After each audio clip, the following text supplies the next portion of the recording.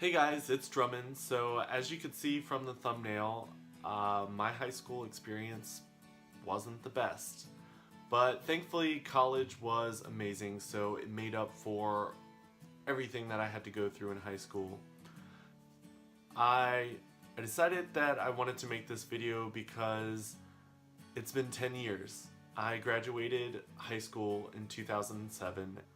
I recently moved back to my hometown, which was never in my plans, but it happened. Honestly, all I can say is God works in mysterious ways, and He brought me back here. Jennifer ended up having a baby. My mom needed me, my other sister needed me, my grandmother needed me, so I ended up back here, and yeah. So since I've been back, I've been running into a lot of people that I went to school with, and recently everyone's been asking me if I'm going to be going to our 10-year reunion. And the answer is no. And I'm going to kind of use this video to explain why I'm not going to my class reunion. Granted, I'm the type of person that I love making the most out of things. I like being positive, and I don't believe in missing opportunities, but this is an opportunity that I just think I'm going to have to pass on. So this is my senior yearbook. A lot of people ended up getting their names inscribed on the bottom of their yearbook. And my family actually paid the extra $50 to get mine with my name on it as well. But unfortunately for me, I had a classmate that thought it would be funny to write faggot in huge Sharpie right across the front opening page of my yearbook. So it's hard enough to fit in high school and feel like you're important, but to have something like that happen to me, it just shook my entire world. And you know how when you're a freshman, you feel so alone, and then you slowly move up the rankings, and then when you're a senior, you just feel like you're on top of the world. You're about to graduate high school and you're moving on into college. You've made your friends throughout the years, which I'd made several friends. Honestly, a lot of my friends were actually people from like the grades below me or the grades above me, so I watched a lot of my friends graduate before me, as well as a lot of friends that graduated the years after me. My sister was in the year below me, so she had some friends that I was friends with. I was friends with people from church, and then I was friends with people from show choir and theater. But getting back on point, your senior year is when you're feeling on the top of the world. Like, it's the last couple of weeks of school, you feel like you've accomplished everything, because high school is not easy, and especially nowadays, it's not easy.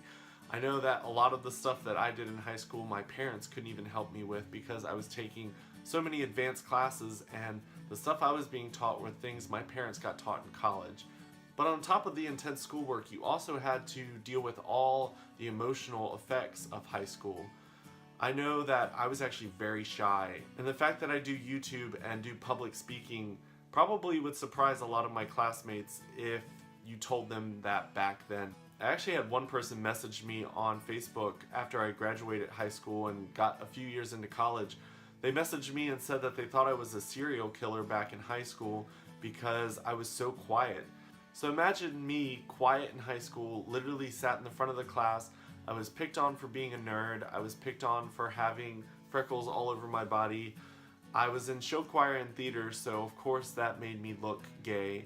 And honestly, just because I'm now out and proud of who I am, I still don't think what he wrote in my yearbook was okay, especially the word faggot. I am completely against people using that word.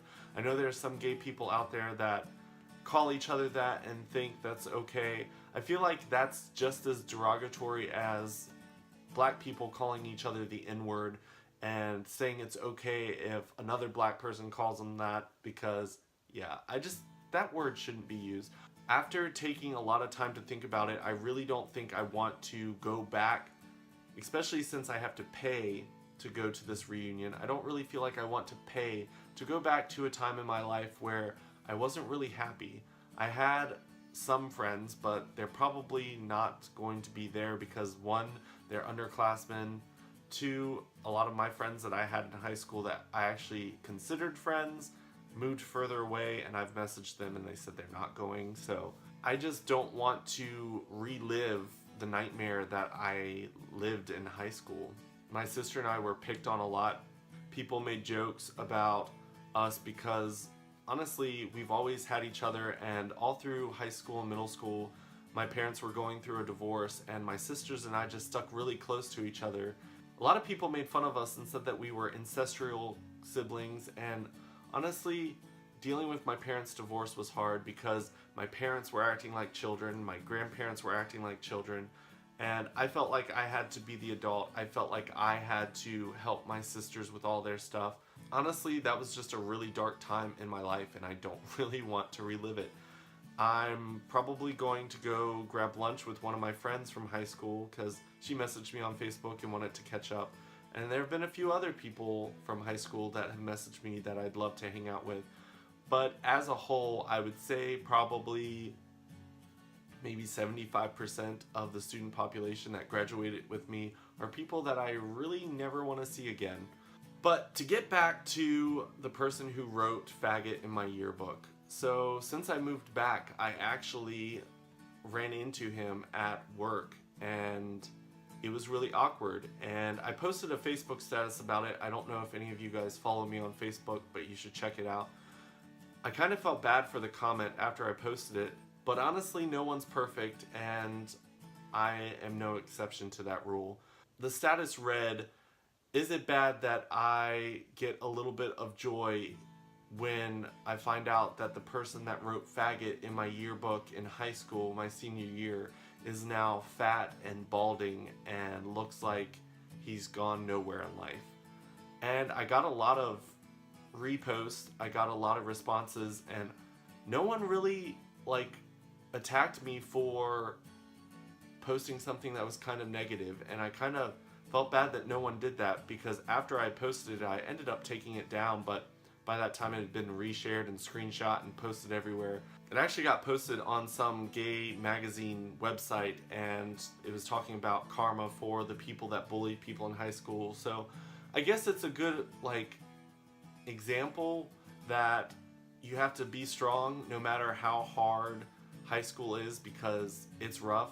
And I've learned that college and work and everywhere you have hard times, but honestly, high school was probably my lowest of lows.